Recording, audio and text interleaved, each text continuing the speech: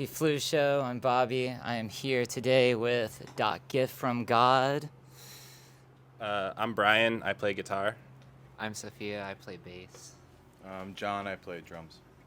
And today, you just released a brand new record. Yes, thank you. Hell yeah. I listened to it on the way down here. I have like two real pressing questions. Mm-hmm. First is track 1. Mm-hmm. C. What is Is that a thing? Just redacted? Nobody will ever get to know. Is it the same for track 14, which is C also? Correct. Damn.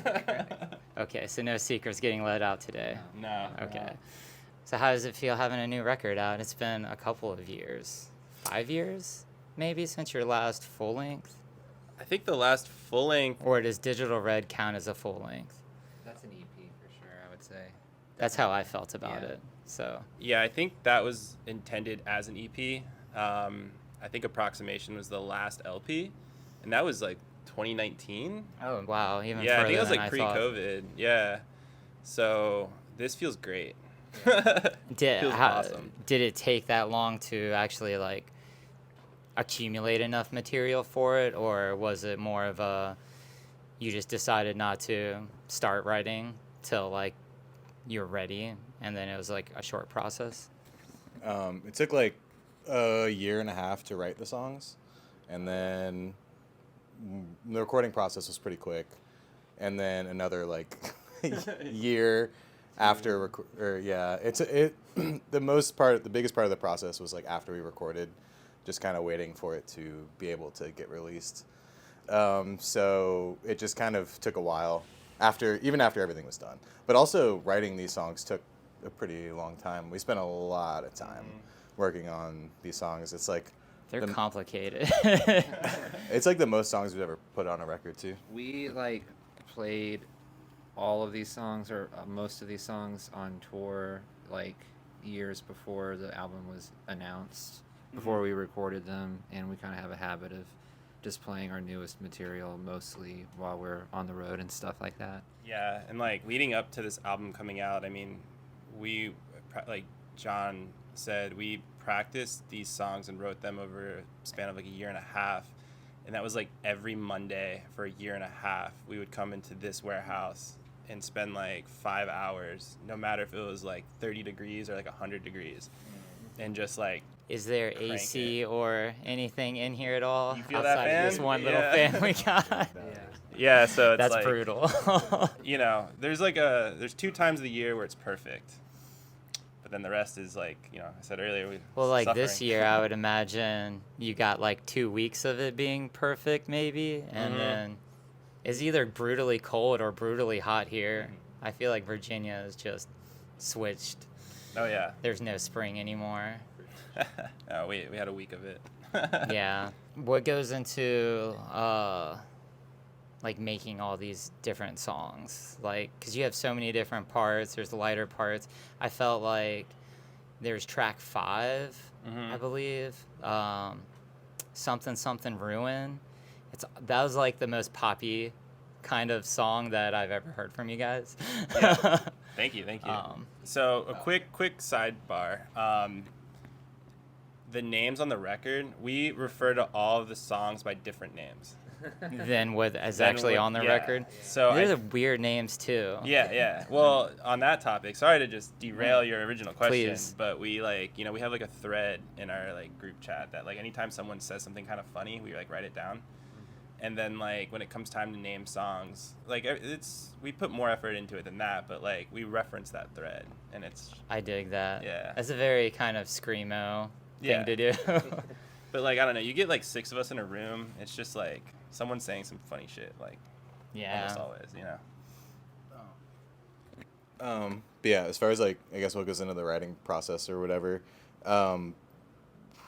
band started in like what 2014, 15, something like that, and the kind of like the main writing team at the beginning, and well, like I don't know, it kind of most of it comes from like Chris will bring an idea on guitar. He's our other guitarist. Yeah, and And then yeah, we just kind of go from there. And sometimes Brian will come with guitar ideas, or like, Sophia will come with ideas.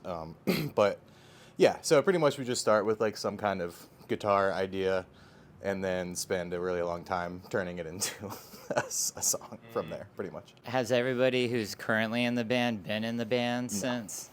Has that No. been like a challenge? I talked to a band yesterday, and they had 2 members that were there for like the start for over 10 years, but they were like, we can't keep a bassist to save our life, or they'll have little spats of like 2 or 3 years maybe with somebody. Yeah, so But the 6 of us. They've gone through like 10 of them. Yeah, it hasn't really been like that for us. We started with a couple different members who ended up leaving the band pretty early on. So Shorts, who we have 2 vocalists, Mitchie and Shorts. Shorts started playing bass in the band, and then moved to vocals, and then we got Sophia on bass. Pretty much it's been these 6 people for 2018. Right? yeah, so like since 2018. So it's That is pretty impressive. we've had the then, same even. lineup for a long time at this point, and yeah, so it's not like we're losing someone every year or something. Sorry, but yeah, so it's pretty much been the same for a long time now. Has like the musical influence, like where do you like do you pull from other bands, or like for inspiration, or at least maybe even the initial inspiration to start the band? I feel like John said, like our other guitarist Chris is really the guy who like comes with like the majority of the ideas. Is the other guitarist? Yeah, so like he's like the founding rock of the band.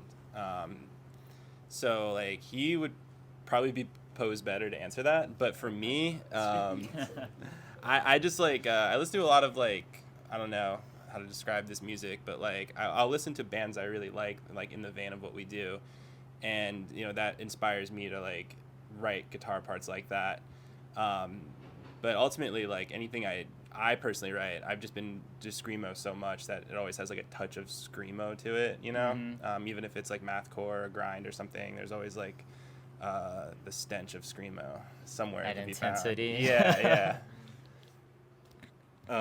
Yeah, I think like starting out and still pretty much to this day, I think like a couple big influences we were going for were like Botch and Me and Him Call It Us, just kind of like bands like I that. don't know that I've heard them. Yeah, it's like chaotic, grindy, screamo-y type stuff.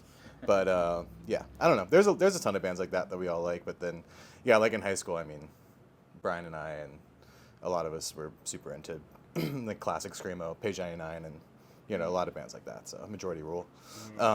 So yeah, it's kind of like a mix of a lot of that kind of stuff for sure. I could definitely hear a lot of Page 99, and especially when I saw you guys at the VFW hall a couple years ago, that was like something that definitely screamed out at me.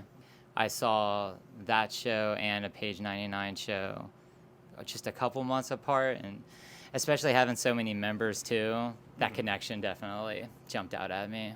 I feel like the bass line amongst all of us is screamo, especially like Chris and John and Brian.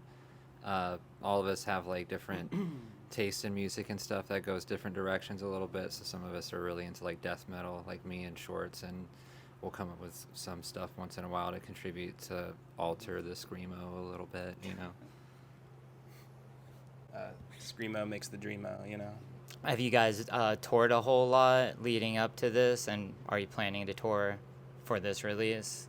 I think like trying to manage 6 schedules is kind of insane. It only gets insane as we get older. Feel that. So the answer is yes. We did tour previously. We normally do like smaller stints like locally, just because it's what we can manage. What's like the longest tour we've ever done? A couple weeks, probably. It was like 3 weeks, yeah. But that's years ago at this point. Yeah. More recently, I mean, we're doing like We just did 4 days. yeah, we did like a long weekend. It's just kind of like what our schedules allow, like in this part of the year. Yeah. I mean, we have more stuff that we're cooking up right now for later in the year, so we're all like pretty stoked on that. Those details are kind of still coming together. But yes, we will be on the road again shortly. So. Yeah. Oh yeah, I know like some bands will take like long breaks and just not play at all in any way, shape, or form. But with you saying y'all were practicing every day or like every week the entire time, is there ever like a desire to want to just like not play shows and just focus on writing or? Yeah, so during like writing periods and stuff, but pretty much all the time. Like if our friends are coming through town, because we have a lot of friends in bands like all over the country and stuff, and if any of them are on tour and coming through Richmond, we definitely, if we can or if we get asked to, we'll like play shows like that. We're never really like oh, let's play a show on this day. It's kind of just like, oh, we got asked to do this, so let's do it. We usually will almost never say no to anything unless like we have to for some reason. But Yeah. Neither of you three do the vocals. Do any of y'all add in lyrically? Most of the lyrics were written by Andrew and Mitchie, and I wrote like a handful of lyrics for the recent record, but not many. Was there any like particular like inspiration or the things going on, like society happening? Yeah. I don't know. I'll definitely be. I kind of like better when I question read. for Mitchie I don't know answers. the actual lyrics, but when I read like, the different track titles, even if they come off like slightly jokey, they also don't. Yeah, our lyrics definitely aren't jokes. Our song titles kind of are. On this record, less though. yeah, like on this record, a lot less goofy song titles, maybe a few silly wordplay things, but the lyrics are definitely like Mitchie and Shorts both pulling from like a personal place that also feels political, at the same time. It's not just like blank messaging. More Like, was personal, there? too. Do you know if there was like a kind of like a specific theme throughout the record, or I was think it maybe a little more disjointed? feeling disjointed with your own mind and a really wild reality. I know. Mitchie and Shorts could answer that much better than I think we could. Shorts actually made a huge post on Instagram today about a lot of what influenced his lyrics on the record. Did you I'll all have see to that? check that out. But I personally, I don't think can speak to that, unfortunately. But if Mitchie or Shorts were here, they definitely. I think I might be able to sum it up concisely. It's serious yet playful. I like that. So- How was the actual recording process for it? Did you spend a lot of time in the actual studio? For this record, I think we booked the most days we've ever booked in a studio because we had some backing behind it to kind of like play around. But we recorded with our friend Matt up in Northern Virginia, like pretty much right where a lot of us grew up. So it was like, what'd you say? Viva Studios. Viva Studios, yeah, it's the name of his studio. And we had recorded Approximation with him, but he had since moved and has a new studio. So that process honestly was awesome. Like we had already worked with him. We kind of, we know each other. We know how we work together, and he's just like a madman in the studio. He's very creative, and it was like really cool to like kind of feed off that energy and just like make it work. Were you guys like playing a lot like live together, or is there more of like an overdub? I think for this record it was overdubs. Like the way it worked is we would record like scratch tracks with drums. Once the drums are solid, instruments would just punch in and then layer as needed, to kind of bring things up. And then There's some like crazy stuff too. I can't remember the name of it. Oh wait, no, A Gift from God. That song, it starts with like the craziest, almost like a clean vocal part, but then it also just sounds like I thought it was a distorted guitar, like a lead guitar part. Dirge intro.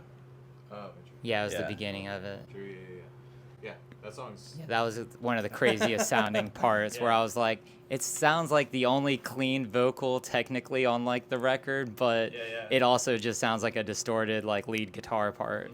Yeah, that song was cool because we don't typically write like longer songs, and we were like, let's just try to write the longest song we can. It's not even that long. And Is it really even isn't. 4 minutes? Yeah, It's it's like 4 minutes. it's Yeah. not that much longer than I guess the other ones, but yeah, that song was cool, and like Mitchie had some really cool ideas for like the like synth parts in the beginning, and just I don't know. That song's really cool, and we've been playing it live recently, which has been really fun. Are you going to be playing that tonight? Yeah. Tonight Yeah. you have the release show too. Yeah, tonight we're playing mostly the new album tonight, but we're throwing in some fan favorites. Yeah, I was So- gonna ask. I've been to a couple of different release shows, and it's like 50-50 whether or not they'll play like the entire record in full, and then maybe throw in stuff at the end, or make it just as just a part of the set, a Yeah. big part of the set, but part of it. I say we run a lean ship here, and we're not gonna punish you with the whole album. It's still relatively short because when I first saw it as 15 tracks, I was like, oh, I don't think I'm going to be able to listen to the whole thing before I get here. And then I still had like 15 or 20 minutes left in my drive. Yeah, I think like one thing, speaking for myself and maybe all of us, but like when it comes to like playing extreme music, like there's like a sweet spot, like if you give me like a grindcore record and it's an hour long, I'm not gonna listen to it. It might be the best album in the world. If it's an hour long, I'm not gonna listen to it. Yeah, even But- live, I remember I used to see this one hardcore punk band, Strike Anywhere. Actually, yeah, they're from Richmond too. But even when they would do headline sets, like, I don't know if it had to do with it just being such a high energy set, but it would still only be like 30 minutes. Like they would do 10 or 11 songs and be like, we're done. And I was like, for a headline band, that's incredible. Yeah. I think And now as an collectively- older person, I love it when all bands play 30 minutes and are gone. Yeah. Yeah. Go ahead, sir. I was Even gonna bands I say, like, I'm I think like, I don't collectively need we it. feel like it's unethical to have a set longer than 20 minutes. Pretty much. You have to be like a really special type of band with a special type of music to break that rule. Yeah. Like I respect that also. so much, yeah. A lot of us have been in other bands together growing up for many years, and a lot of them have been like screamo bands. And so, I mean, we started out playing like 10-minute sets, and with a lot of our bands, just like, and which was fine, and no one was like asking for more, but at the same time, it was like, oh wow, it's over already, like that's cool. Or whatever. Yeah, I remember I had this one friend who they came and played their set, and they played their entire discography, but they were done in 12 minutes. Sick. And like people were walking in, smoking cigarettes outside, and we're like, "You guys are done," and it's like, "Yo, we're so done. Like Yeah. we gave you everything we had." We've definitely been in some bands like that in the past, where like literally everything we have is like 12 minutes long. Yeah. But like, if you play the short set and people are like, oh my God, it's done. It's like, yeah, we leave you wanting more. You'll Yeah. come back, or maybe, you'll buy the record. Yeah. So. It's all marketing at the end. Yeah. It's all about that dollar. I think it's like, good to be done before the crazy music loses impact, It's like you're going to burn people out on it. It's like give them something really intense and then let it be done, Yeah. Has the crowds, so like again when I saw you only the one time, the crowd was nuts. Like lots of the spin kicks and stuff that just scares me as an old person. Like but has the shows always been like that, or did it take a long time for that to start coming? Yeah, I mean, there's like an ebb and flow, I think, with every genre of like punk and stuff, where like there's like moments where like, oh, now this is cool, like meaning like certain styles or genres, like screamo, I think had a very like we started playing screamo shit in like 2008 or 9, and that was like right when it died. Like that was like right when Yeah. like everyone stopped caring. Like really unpopular. there was like the golden age of like the late 90s, early 2000s. And then we started when we were like 17, like not GIF started later, but like our old bands. Right. And it was just like fucking no one cared at all. And I feel that. That's for a lot of the bands that I had discovered around that time that would kind of fit that model. But there's always good shows and bad shows. I mean, even in those early years and with GIF, we started in like 2015, and the screamo really started like getting super popular again. I want to say like 2021, 2022. And since then, every show is pretty much insane, which is awesome. And it's been really fun and cool to see. But I mean, even before that, like, you know, in 2015 to 2019, whatever, I mean, we had great shows, like sometimes, and Yeah. bad shows sometimes. So, I mean, sometimes the best shows are the ones that only have 5 people at it, but like those people are wild. Definitely.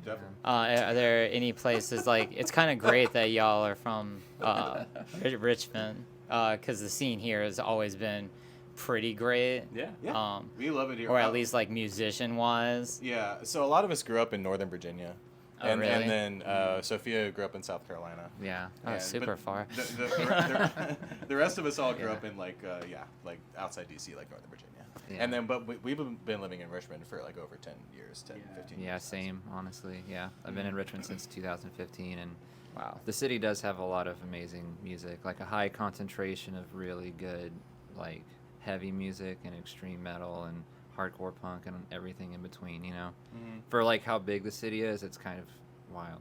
Yeah, it's like a really small city, but it's a really dense city. Yeah. So there's just a lot. There's like a lot of people doing a lot of weird stuff, and recently they've all been kind of commingling, and it's been sweet. Are there, like, as you've toured out, or were there other places that kind of like stand out as like great places to tour at, or scenes that where you're like, wow, you guys have a great thing going on here? Yeah, I mean, you know, again, being in Richmond and Virginia, like we're right on 95, so like touring can't be easier because we're an East Coast band. So you know, for us, it's like I grew up going to shows in Baltimore, and the scene there is always just like awesome. Like some of the best bands I remember seeing were all these like kind of weird, kind of hardcore like screamo bands from Baltimore, and like that. The lost era of Charm like City Art 2008 Space. to like 2015, We you used to know? go there a lot. And that was one of my Philadelphia. favorites. Oh, Like yeah, I love Philly's Philly. again, it's just those two cities really just there's something in the water, you know, and it trickles down to Richmond. But those cities are awesome. And more recently, like New York, like for as big a city as it is, GIF has played New York a ton. That's all I was going to say. yeah, We and played there a lot. like right now, like New York's always been a hub for like, you know, art and culture for sure, but like with what's going on like kind of with our music right now, it's certainly popping off there too. So That's like one place that I haven't really been to on like a smaller show scale. We have a friend there named Diami who books our bands all the time, and yeah, there's a really great scene there now, and we played all our shows there are always awesome. But outside of the East Coast, Shout out Locked in a Vacancy. yeah, Locked in a Vacancy is Diami's band. They're sick. But yeah, outside of like the East Coast, I mean, Texas has always been super sick to us. Like Denton and Austin specifically have always. for sure. Denton is legendary. Yeah, and then other than that, I mean, like we have a bunch of friends on the West Coast too. Well, GIF has actually still never played over there. I guess I'm thinking of some of our other bands, but Like Chicago. Chicago, and, like, yeah, stuff Chicago's like- sick. It's just kind of like this those like upper Midwest cities that are, Florida, too. you know, and then like kind of Like deep Michigan Florida. right now, at least I've gone there a bunch over the last like 2 years, and every show that I see there, whether it's 10 people or like 200 people, they're crazy. And just everybody is just super into like whatever's happening on stage. Oh, for sure. Even if they've never heard it, they'll go wild. Yeah. Or whether it's emo or hardcore or metal, like Exactly. that's one of my favorite places to visit, just because I'm like, whatever show I see here, the crowd's going to be cool. Mm-hmm. Yeah, anywhere else you can think of? Birmingham, Alabama has Birmingham's a sick. surprisingly Oh, yeah. crazy Yeah. scene. I'm not surprised, actually. I've been there a few times before Furnace Fest, Yeah. a couple years ago. But they have like actual like a great scene too. Yeah, Yeah. our Down last there. few shows there went crazy, and there's a spot called the Firehouse, I believe, and it's just like a really cool DIY spot that all sorts of bands play, and a lot of kids come out and go wild for it. It's awesome. So you said the new record's coming out or came out on Today. you got Today. a new is it the same that put out your previous stuff? Yeah. Cool. How's it been working with them? Is it It's pretty I- simple? Yeah, it's been. I think we're almost. So we have we signed like a thing like a few years ago, for some kind of something. A couple years ago, or not a couple years ago, a few years ago, and it was for 2 full-length albums and an EP. So this is Dissimulation is like the last thing The fulfillment. the fulfillment. So there's a really sweet label here in Richmond called Persistent Vision. Our friend Paul runs it, and he had an old screamo label back in the day, like in the 90s and early 2000s, called Perpetual Motion Machine.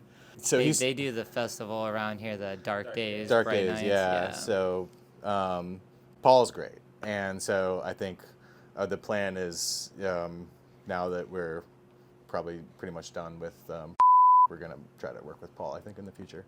That'd be great, and yeah. kind of keep it more local too. Or is based around here? They're I don't pretty even know out where there. they're based on. Honestly. So like historically, they were I think based. They recently were acquired by a bigger, which I think is now based out of. But I anymore I'd be speculating. Yeah, there's not a ton to say. No, Honestly, no, it's not. about all that. Yeah. But, Paul is great. Yeah, Paul the legend. Yeah. And excited to work with him in the future for sure. Mm-hmm. Awesome. Well, I really appreciate you guys spending some time with me Yeah, for today. sure. Of course. Is there anything you'd like to say before we cut out here? Shout out to Prisoner and Division of Mine, some friends of ours. Oh, and yeah, I those love really Division of awesome Mine, bands. too. Yeah, Mhm. they just put out a new record. Division of Mine did, and Prisoner, one of the best industrial metal bands. Actually, I ever. saw them at the Dark Days, Bright Yeah, Nights yeah, Fest a couple years ago. Mhm. Yep. Can't I think speak that was my highly intro enough. to Yeah, them. Prisoner's playing tonight too, and they're one of the best bands in Richmond. Also, the new Division Mine record is Yeah. sick as hell. Other than that, keep it real. Dissimulation, Gift from God LP3, out today wherever you get your fucking music. Buy it, stream it, torrent it, Steal it. steal it. If you buy it, put it in SoulSeek so someone else can get it for free. And thanks again for asking us Yeah. to do this. Oh, yeah. Thank you guys for all being here. Yeah. And saying yes. Yeah.